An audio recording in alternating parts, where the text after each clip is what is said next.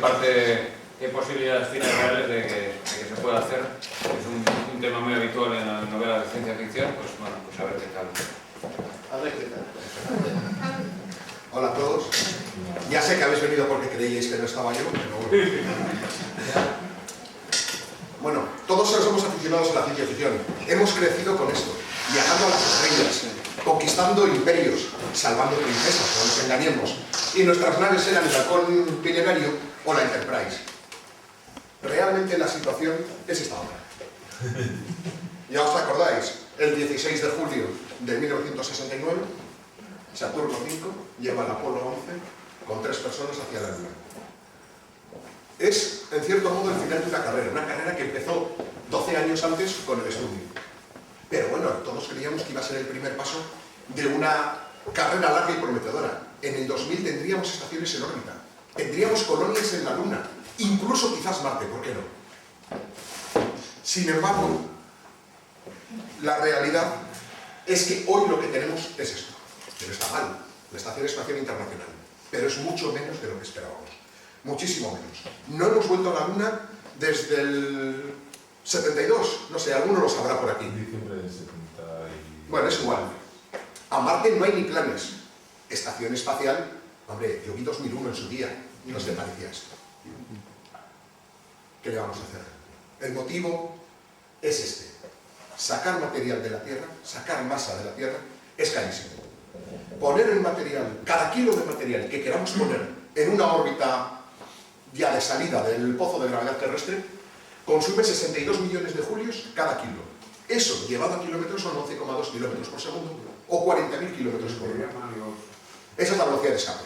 Sí, y llaman a los rusos segunda velocidad cósmica, que son muy redichos. Bueno, es la velocidad de escape del pozo de gravedad terrestre.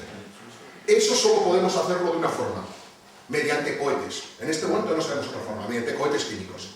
Y los cohetes químicos, no hace falta deciros que son contaminantes, ineficientes y muy caros. Ese cohete de la foto es un Ariane 5. Es el cohete más grande de la Agencia Espacial Europea. Bueno, muchas veces quema hidrógeno, eso no es especialmente contaminante, hay que conseguirlo, pero también quema cosas como queroseno. ¿Ineficientes? Bueno, pues para que os hagáis una idea, ese cohete en tierra, lleno de combustible, pesa casi 800 toneladas. La carga útil en órbita de transferencia geoestacionaria son 5 toneladas. Las otras 795 se pierden. Y si tenéis ganas de mandar algo a órbita, un lanzamiento de ese cohete vale aproximadamente 100 millones de euros. Y por supuesto, son insectos. También os acordaréis de esto. 28 de enero del 86. Challenger. A los 73 segundos de eso, del despegue, ocurrió lo que os acordaréis y que vais a ver ahora. El cohete explota.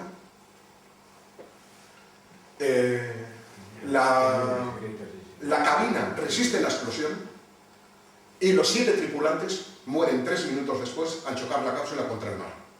Todavía se discute si estaban conscientes o habían perdido el sentido. Además de este accidente, el último grave fue el de la Columbia. Os acordaréis, el de la nave Columbia. Os acordaréis que en la reentrada, debido a que un trozo de espuma del depósito central de la nave chocó contra el ala y dañó algunas de las losetas térmicas, el calor de la reentrada destrozó la nave. Otros 7 tripulantes muertos. Podéis estar pensando, bueno, hay otras formas de hacer cohetes. En la ciencia ficción hemos tenido cohetes nucleares y cosas por el estilo. ¿Os imagináis un accidente de este tipo con un motor nuclear? O sea, no veremos nunca un cohete nuclear despegando desde tierra. Afortunadamente, para llegar al espacio hay una solución muy sencilla, si todos sabemos cuál es. Desde la antigüedad lo estamos haciendo. Aquí tenemos la Torre de Babel, el primer ascensor espacial. Ya en la antigüedad hubo un grupo de humanos que decidió enfrentarse a Dios elevando un edificio tan alto que ninguna inundación le pudiese cubrir. Y por supuesto, no solo es en la historia, porque nadie estará dudando de que esto es historia, ¿no? Por dejar las cosas claras. En la ficción también hay ascensores espaciales, ya que las habichuelas mágicas. Tan interesante que esto ha dado nombre a los ascensores espaciales. También se les conoce como beanstalk o tallos de habichuela. En la realidad, en la historia, en ciencia, la historia del ascensor espacial empieza en 1895, con este señor, Konstantin Tsiolkovsky. No sé si le conocéis. Un auténtico genio. El auténtico padre de la astronáutica. Desarrolló fórmulas como la conocida fórmula del cohete, que sigue rigiendo hoy el funcionamiento del cohete. Bueno, la física es la misma que entonces. Es la primera persona que dibujó un objeto humano, de fabricación humana, en órbita. Y es la primera persona que definió el funcionamiento de los cohetes a base de cohetes por fases, porque se dio cuenta que era imposible, que era inviable, llevar toda la masa a órbita. Suya es una frase que todos habréis oído también. La Tierra es la cuna de la humanidad, pero no podemos vivir por siempre en la cuna. Y después, en 1960, Yuri Arsutonov, un ingeniero también soviético, publicó en Pravda un estudio sobre el ascensor espacial, haciendo los cálculos de la tensión necesaria del cable y la forma que realmente sería. También publicó en aquel momento que no había ningún tipo de material que evidentemente pudiese resistir esa tensión. Y hay varios estudios, y pongo proyectos, entre comillas, porque realmente no hay ningún proyecto, como veremos después. ¿Qué es un ascensor espacial? Se suele comparar un ascensor espacial con una pelota atada por una cuerda dando vueltas. Realmente, eso es cualquier satélite, por otra parte, siendo que lo único que mide cuerda tenemos gravedad. Lo que utilizamos es, para un ascensor espacial, una órbita muy concreta, que es la órbita geoestacionaria. Es una órbita que, situado alrededor de la Tierra, siempre está el satélite sobre el mismo punto, del ecuador. Es una órbita ecuatorial que está a una altura de 36.000 kilómetros. Lo que queremos es utilizar esa órbita para construir el ascensor espacial. Lo que vamos a hacer es, desde esa órbita, dejar colgar hacia tierra un cable.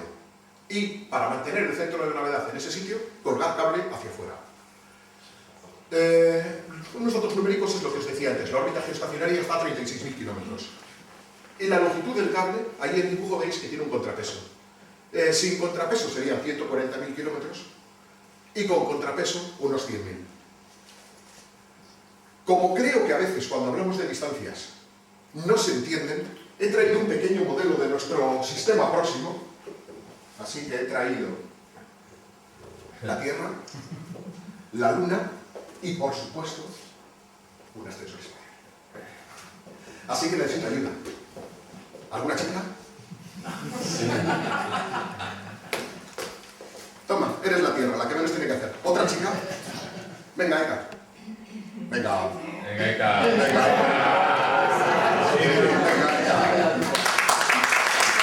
No tienes que hacer nada, no te preocupes. Aunque te dije que trajeses un vestido sexy, vaya ir antes de las narices. Esto es algo más todo.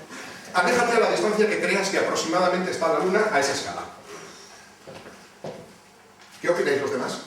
Simple curiosidad. Sigue alejándote. Más. Más. Más.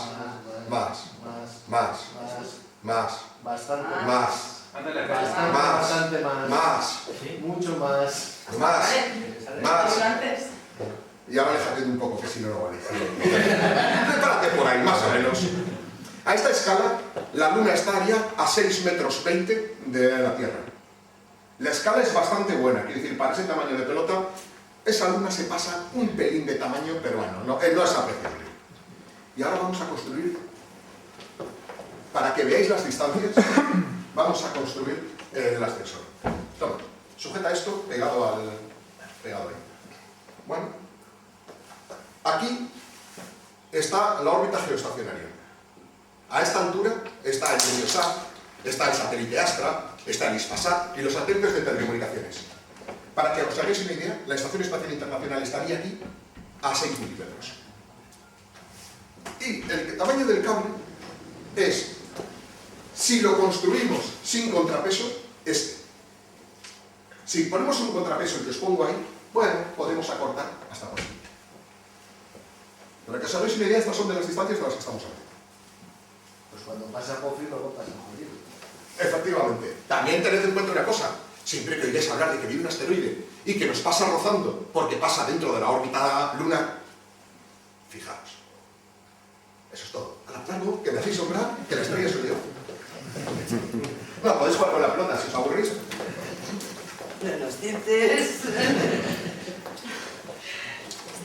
Esto es un ascensor espacial.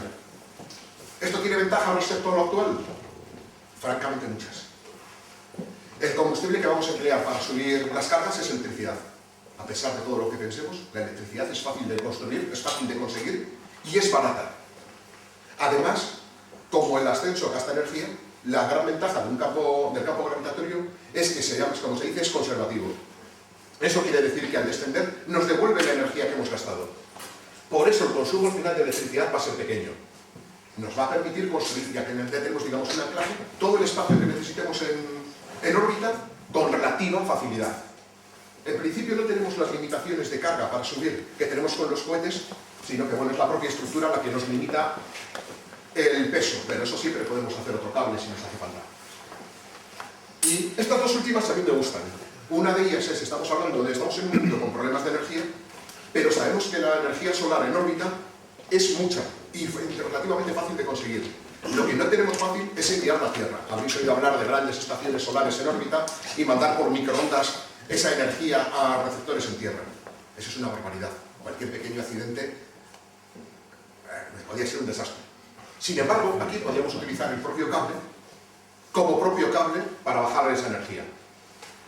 Y después tendríamos un extraordinario puerto espacial, porque como el cable está girando alrededor de la Tierra, bastaría con soltar desde el extremo una nave para que ya saliese con suficiente energía para alejarse de la Tierra. De hecho, nos sobra energía. No haría falta por qué suministrarle más energía. Un comentario. Antes he puesto un montón de millones de megavatios por kilo. Esos millones de megavatios que he puesto solo son 17 kilovatios hora. Al precio actual de la energía eléctrica, al precio actual solo de energía, son 2,50 euros por subir 1 kilogramo de energía hasta esa órbita. 2,50. Contemos una persona, más equipamiento, 200 kilos, 500 euros. Coño, pago ya. Es mucho lío. Evidentemente esto es sin mantenimiento, sin costes de fabricación, solo energía. Pero fijaos, comparad 100 millones de euros con esto. Si queremos construirlo, ¿dónde lo hacemos? Esto también está sujeto a bastantes discusiones. Lo que seguro es que tiene que ser sobre el Ecuador, porque la órbita geoestacionaria, desde la que empezamos a construirlo, es una órbita ecuatorial. En principio es mejor una montaña, porque el gran problema de estas instalaciones en órbitas bajas es el rozamiento con el aire de la cápsula, que es donde más energía vamos a perder. Si lo ponemos en una montaña alta, menos rozamiento, menos consumo de energía. Y tiene que ser un sitio que no se mueva, que sea estable, porque si hay un terremoto y lo desplaza, tenemos un problema. No todo el mundo está de acuerdo con esto que digo. Hay quienes opinan que el mar tiene ventajas, dos muy claras. Una es que podemos hacerlo en aguas internacionales, con lo cual tiene menos problemas de cara a derechos de un país, sobre todo teniendo en cuenta que tiene que ser un proyecto internacional. Y otra es que si hay un accidente, la cápsula o lo que se suelte cae al mar en vez de caer en tierra. Ahora lo siguiente pues ya es hacer el material con el que lo vamos a construir. Bueno, es un material fácil, total, solo tiene que ser resistente, flexible, ligero, que resista cambios de temperatura, que dure mucho. Fácil. Menos mal, lo sabéis todos, que tenemos los nanotubos de carbono. Por situarnos, hablo de nanotubos. Un nanotubo mide nanómetros de diámetro. 100 nanómetros comparados con un cabello, para que veamos lo que es cada cable. Con eso, y este tipo de material, que es un material fabricado exclusivamente de carbono, de átomos de carbono, unidos, ya veis, en forma de celdillas hexagonales. Este material está muy de moda, habréis oído hablar, porque básicamente es el grafeno. El grafeno es una lámina plana, estos tubos es una lámina de grafeno doblada sobre sí mismo en forma de tubo. Este material es extraordinariamente resistente. Vamos a compararlo con el acero para verlo. Si pretendiésemos hacer una torre de acero, por los cálculos salen que la tensión que tendría que soportar el cable son 40 toneladas por milímetro cuadrado. Para que os hagáis una idea, un acero extraordinariamente bueno puede resistir 100 kilos por milímetro cuadrado. Después no aguanta. Estamos hablando de unas 400 veces por debajo de la resistencia necesaria. Hay quienes opinan que más bien 1000. Sin embargo, si utilizamos cables de nanotubo de carbono, los nanotubos pesan aproximadamente 6 veces menos, tienen una densidad 6 veces menor que el acero. con lo cual el peso máximo que tiene que soportar serán aproximadamente 7 toneladas. Y la resistencia máxima que se espera que tengan está entre 13 y 15 toneladas por metro cuadrado. Ya veis que ya da. Yo, de todos modos, entre nosotros, cada vez que veo eso, siempre me salta una palabra a la mente, y es margen de seguridad. Y una margen de seguridad de 2 me parece poco. Sé que hay aquí gente que sabe más de estructuras que yo, y me parece muy poco. De hecho, leyendo en algunos manuales estos días, he encontrado a algún fabricante de cables de acero que decía que para ascensores de uso humano recomendaba un margen de seguridad entre 10 y 20. Me parece una exageración, pero es lo que recomendaban. Afortunadamente hay otra forma de hacerlo. Estos cálculos son para un cable de sección fija, o sea, que mide lo mismo en el suelo que en órbita. Afortunadamente, la tensión, como no es la misma, el cable no tiene por qué ser igual. Podemos hacer que en tierra el cable sea muy finito y que en órbita, que es el punto donde la tensión es más alta, sea un poco más grande. Haciéndolo con nanotubos de carbono, según el cálculo y según lo conservador que quiera ser, puedes llegar a que necesitas que en órbita el cable sea unas 5 veces aproximadamente más grande que en tierra, no más. Con acero también se podría hacer con el mismo principio. En órbita no cabría en el sistema solar. Bueno, ya tenemos el cable. ¿Cómo lo construimos? Pues aquí también hay dudas. La solución fácil, sobre todo a corto plazo, es construir el cable en tierra.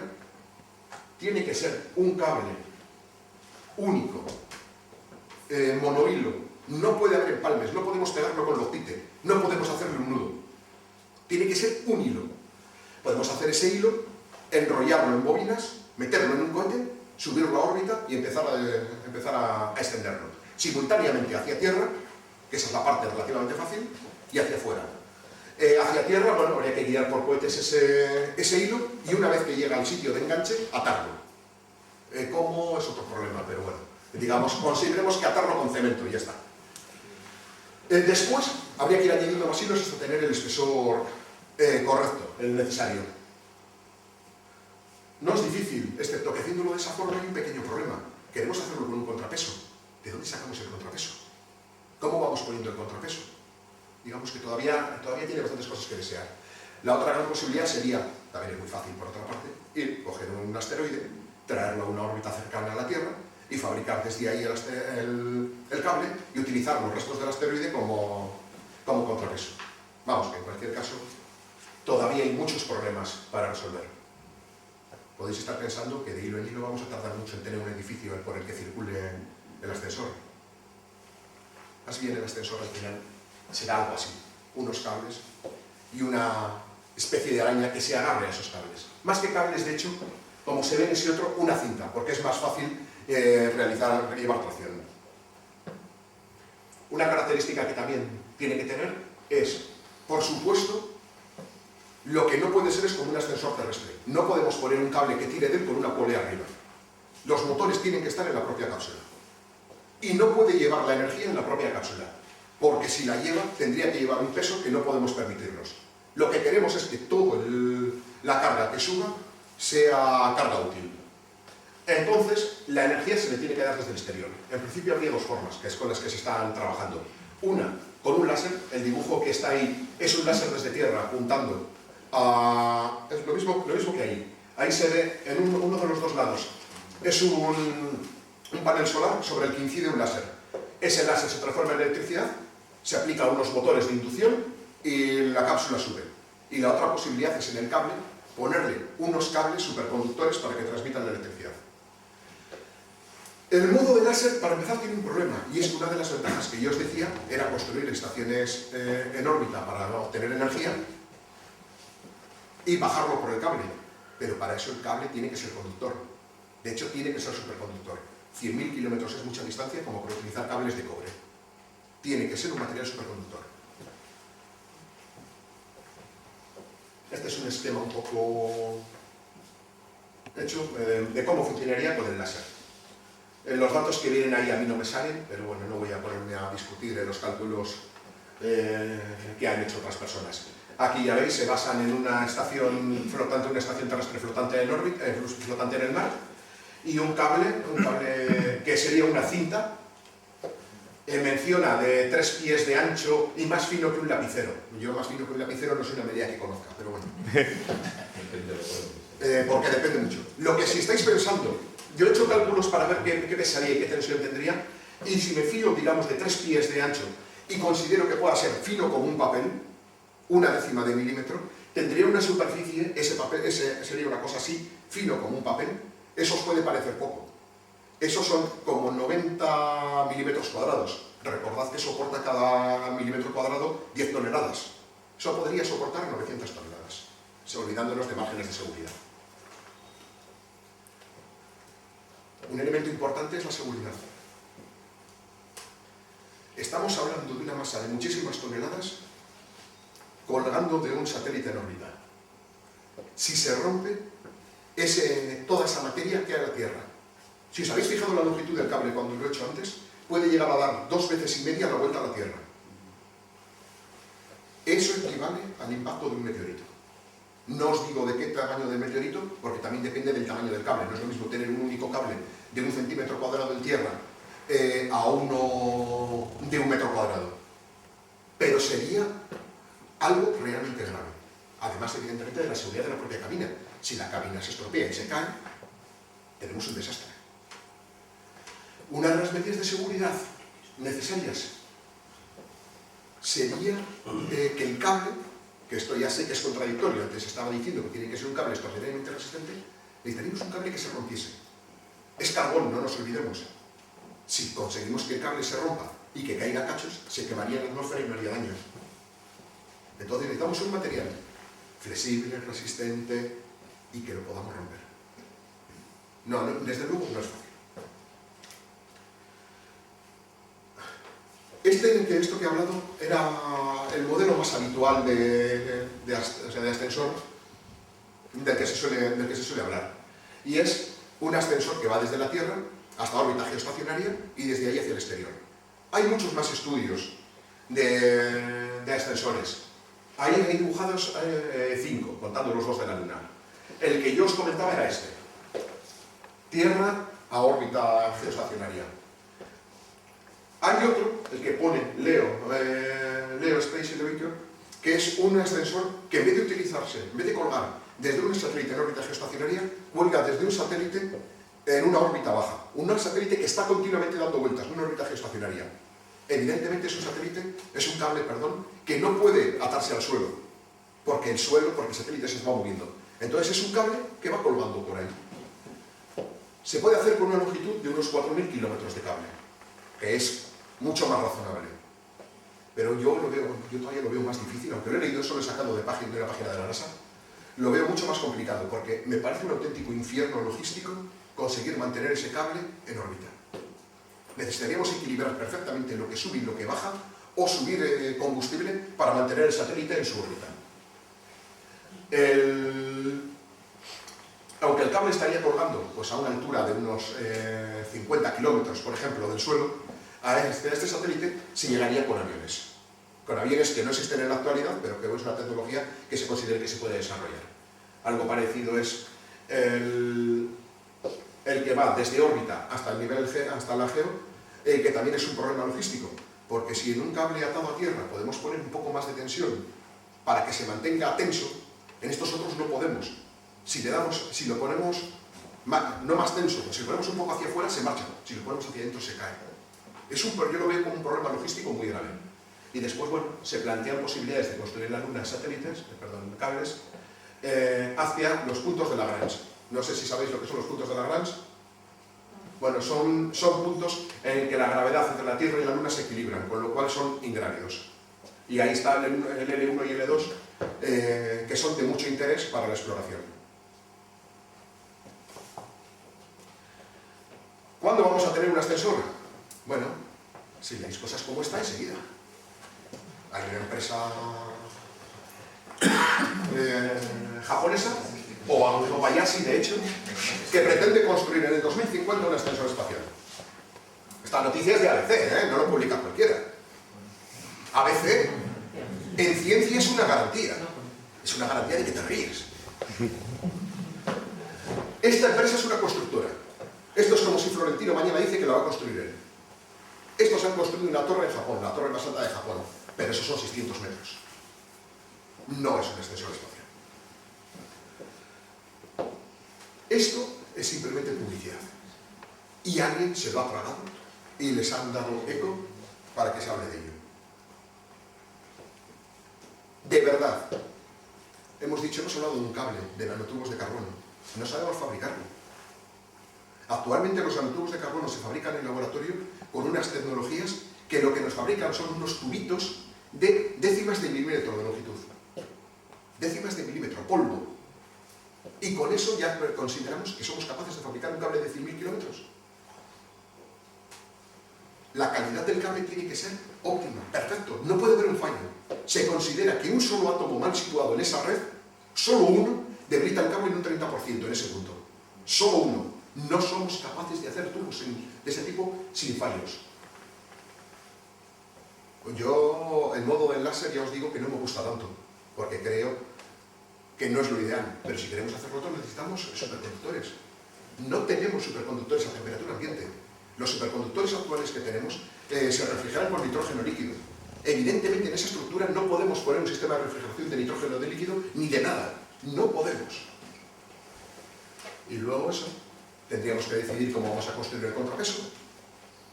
¿Qué hacemos con la basura espacial que hay por ahí? Cualquier impacto sobre el cable podría romperlo. Y los problemas de seguridad que veíamos antes. Hoy, lo más cerca de un ascensor espacial que tenemos es esto, Space Elevator Games. Es un proyecto con dinero que pone la NASA para hacer pruebas de la tecnología. Se ha conseguido, me parece que elevar, pues ya veis, hay un helicóptero con un cable colgando y hay algunas cápsulas que han sido trepar por ese cable 1000 y pico metros a una velocidad de 2 metros por segundo. Bueno, está bien, son pruebas interesantes, pero estamos muy lejos de poder tener un ascensor espacial. Yo, lo estaba diciendo antes, espero equivocarme, de verdad os prometo a todos que si construyo un ascensor espacial, os pago a todos una cena en el último piso. Podéis apuntarlo que me comprometo a pagar. Sé que me voy a morir antes de que esté construido. Y no tengo ninguna prisa por morirme, que quede claro.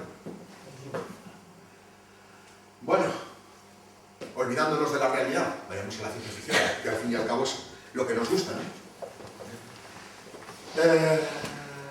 Ahí tenéis una foto con un cable bien bonito, una nave espacial. ¿Qué hay de ciencia ficción, en la ciencia ficción de ascensores? En libros, muchos. Libros españoles, si queréis leer alguno que aparece. En Mundo de Dioses, de Rafa Marín, aparece no solo un ascensor espacial, sino aparece un anillo alrededor de la Tierra en la que los radios son los propios ascensores espaciales. Y en la serie de A Casa Puspa, de Aguilera y Redán, en los planetas del cúmulo en el que se desarrolla la historia, en todos los planetas hay ascensores espaciales. A nivel internacional, pues ahí he puesto algunos. La trilogía de Marte de Kingston y Robinson se narra la construcción y el sabotaje sobre un satélite en Marte, con el daño que eso causa. En los viajes de Tuf, en alguno de los relatos, el protagonista desciende al planeta a través de un ascensor espacial. En Viernes también hay ascensores espaciales, en los de Gregory Benford lo mismo, y he puesto también los 30K de Robert L. Forward, aunque no hay exactamente ascensores espaciales, lo que sí hay es un sistema de cables utilizados para los viajes espaciales, y que como es algo parecido a lo que hace también un ascensor espacial, lo he querido poner. Sin embargo, en cine y televisión prácticamente no hay nada. He puesto la película esa, Caena, la profecía, por poner algo.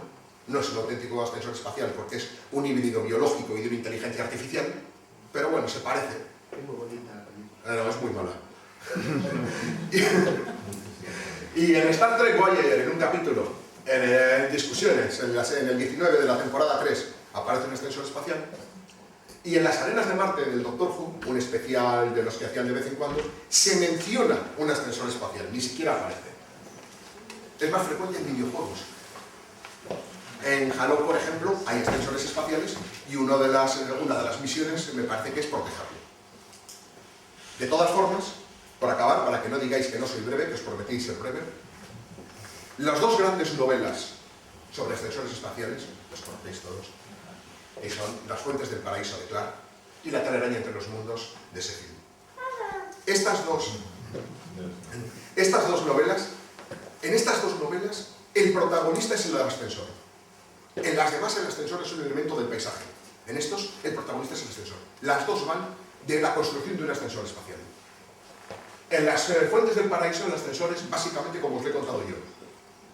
Se lleva un cable a órbita, se empieza a descender, se utiliza como cable guía, se van añadiendo más cables, etcétera, etcétera. En La telaraña entre los mundos, Sheffield opta por construir en órbita el cable, pero no solo el cable, sino construir el ascensor completo y después llevarlo en una órbita de transferencia hasta Tierra y engancharlo al suelo. Por cierto, una auténtica locura, pero bueno. Y no os voy a contar nada más. Algún día igual tenemos un ascensor como ese, pero falta mucho. Si tenéis alguna pregunta. Es la rotación estacionaria está situada a 26.000 kilómetros. Sí. Un cable que tenga su centro de masa de 26 kilómetros de los extremos tiene ese Centro de gravedad, centro de gravedad. En todos los sitios lo he visto, en inglés lo he visto llamado centro de masas y en todos los sitios lo he visto llamado centro de masas cuando debería ser centro de gravedad. Para tener un centro de gravedad de 36.000 kilómetros necesitas un cable de 144.000 kilómetros, menos los 6.000 kilómetros, 130.000. Integrales. Aquí me voy a... ¿Alguna cosa? Sí, oye, por lo visto, bueno, está claro que vamos a tener que seguir dependiendo de cohetes caros, ineficientes Sí. e inseguros. Es decir, que el 2001 puede ser 2100. El 2000, lo que había en 2001 que sea en el 2100, o más. Bueno, o más. Depende. No, a ver, los cohetes supongo que dejarán de ser, digamos, tan peligrosos y mejorarán, pero ineficientes no van a poder dejar de ser. Simplemente es una limitación física. Sí. Es una limitación Que es física. 11 kilómetros por segundo. Efectivamente. Y De- se de salida. lo damos mediante un explosivo y es como son.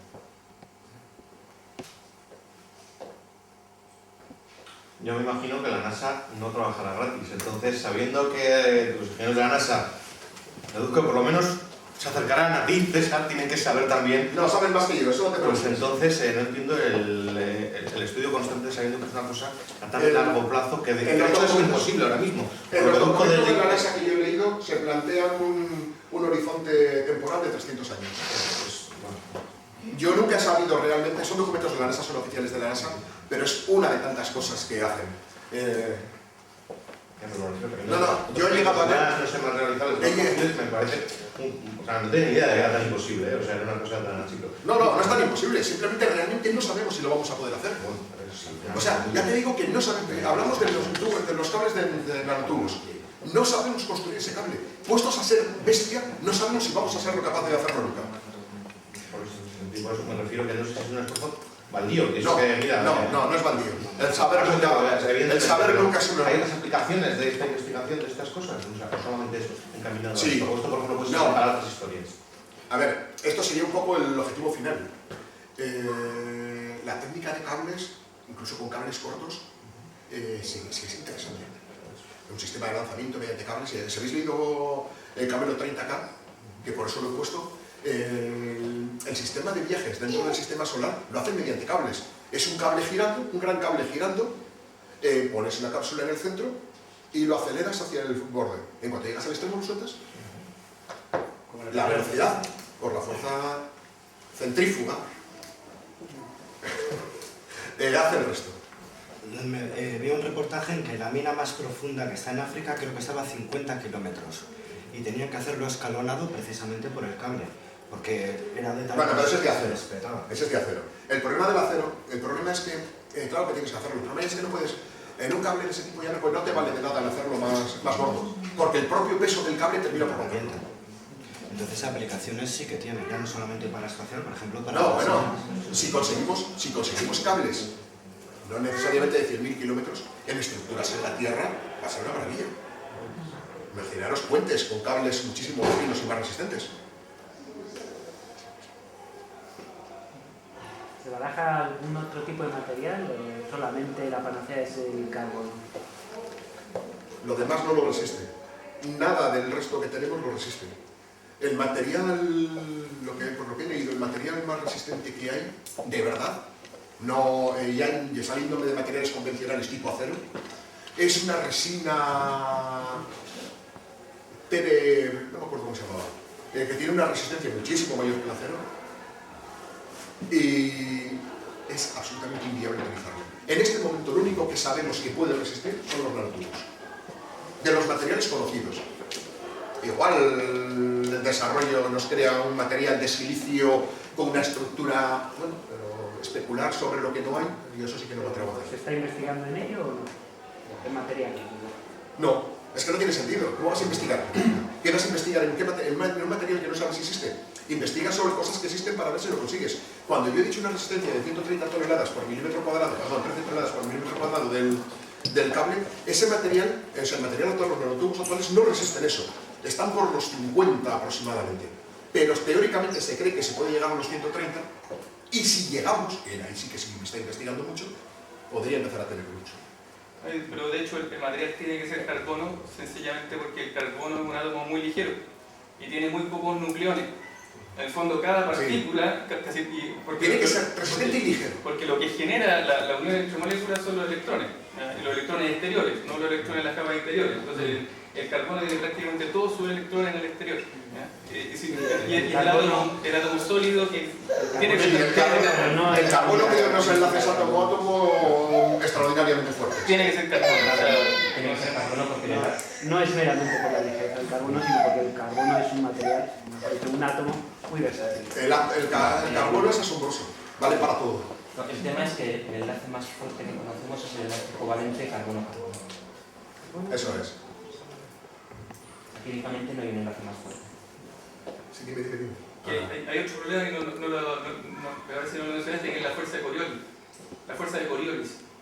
Que en el fondo cuando tú subes una carga, claro, la carga empieza a acelerar lateralmente. Sí, claro. Entonces eso es muy cuidadoso en la carga que sube y baja del cable porque genera aceleraciones laterales. Sí, claro. A ver, evidentemente tampoco he querido entrar, a veces también me sobrepasa a mí determinados cálculos de todos esos que se ponen, me sobrepasan por mucho. Y efectivamente el problema de las oscilaciones en el cable, el problema de las tensiones, de las sobretensiones que se producen, es realmente complicado. Pero bueno, lo que quería decir es que a pesar de que tenemos un material candidato, estamos muy lejos de poder fabricar algo semejante. Pero bueno, yo soy un optimista por naturaleza. Yo creo que algún día lo habrá. Más nos vale. Si queremos salir de aquí con cohetes, no es la solución. Pagaremos la cena. Pagaremos la cena. Ojalá. Aunque tenga que vender el riñón, no te preocupes. Dime, Juanjo. Bueno, ya que no tenemos el ascensor espacial, tampoco tenemos el de transporte de Star Trek. Entonces, las catapultas magnéticas para llevar cargas son un sistema factible, porque ya sé que la aceleración me parece ya la materia orgánica, pero para lanzar cargas o ya, en la Tierra complicado. En la Tierra complicado porque necesitarías un raíl, digamos, demasiado largo y necesitarías un raíl encima en el que, digamos, un tubo en el que hubieses hecho el vacío, porque el rozamiento del aire es un gran problema. Ahí sí que al final tienes que hacer casi lo mismo que en un cohete, lo único es con un sistema magnético. Tienes que darle desde tierra toda la velocidad. Lo bueno del ascensor es que se la vas dando poco a poco. Entonces no necesitas ni grandes velocidades abajo, que tiene mucho, que es lo que origina mucha resistencia, ni grandes aceleraciones. Lo puedes dar poco a poco, no hay prisa. En ese proyecto hablaban de que subir a órbita en la serie de 7 días. Bueno, ¿qué más da? Si no hay prisa. Con una catapulta magnética, que para la Luna podría ser una buena solución, en la Tierra es complicado, tendría que ser muy grande. Y también perderíamos algunas de las ventajas, pero bueno. Hay muchas cosas que podamos subir que aguanten la aceleración. Nosotros no, desde luego. Bueno, depende de la longitud del carril. Por eso digo que o haces un carril muy largo, que no es viable, que tendrías que hacerlo efectivamente con el vacío, o sería complicado. En la Tierra es complicado. Pero la utilidad práctica, más allá de lanzar satélites... ¿Del ascensor? Que no sé si sería... Colonización de otros planetas, colonización del espacio próximo, bases en la Luna... Algún día tenemos que salir de aquí. Recordad, la Tierra es la cuna de la civilización de la humanidad, pero no podemos vivir siempre en la cuna. Algún día tendremos que salir de aquí. De hecho, es el arma definitiva, ¿no? Si eres capaz de cortar el contrapeso y hacer que caiga el cable sobre la potencia enemiga, pues mira que se la Bueno, siempre cae sobre el... No, vamos a ver, eso siempre caería sobre el Ecuador. Por giro, por velocidad de giro, cae sobre el Ecuador. Entonces no sé si te vale. Si estás arriba, si consigues estar en órbita, tienes el arma definitiva siempre. Basta con tirar piedras.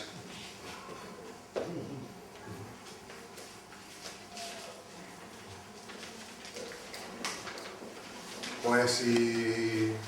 César, volviendo un poco a la ficción, sí. Recuerdo un accidente de caída de un ascensor espacial en las obras de Juan Miguel de Higuera, de la Casa Zurpa. Sí. ¿Conoces algún ejemplo más en la ficción de accidentes relacionados con el ascensor espacial? Además del que te he dicho de Marca Rojo. Bueno, no es un accidente, realmente aquí fue un sabotaje, pero bueno. No es broma, ¿eh? En la Tierra pensar en un accidente de ese tipo no sería broma. Y no conozco más, pero puede haberlos. Segundo tomo de las crónicas de Tenerife, se cae un... Sí, bueno. Una pregunta. Además del ascensor como cable, en algunos sitios se especula sobre edificios, yo creo que va a haber. ¿Hay o conoces cálculos teóricos sobre la altura máxima que se puede construir un edificio? Es que de nuevo, a ver... Ahora mismo con la tecnología... No, pero al final lo que ocurre es que eso de edificios, al final todo sería un poco, digamos, modular. Primero podría ser el cable y luego irías construyendo alrededor, posiblemente. Hoy día, pues si el edificio más alto es de 800 metros, pues no creas que se puede construir mucho más. Sí, bueno, está diciendo el experto en construcción que sí, pero bueno. No, ¿qué? ¿1500? Más. ¿Vamos a ser dinero? Bueno.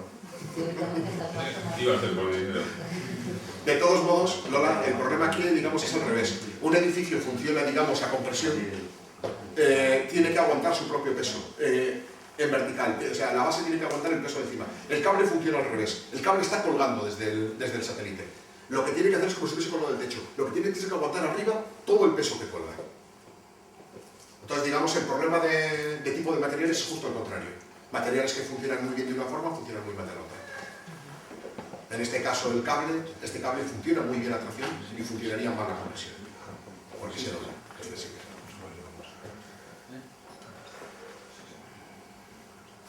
Pues gracias por haberme aguantado y a la...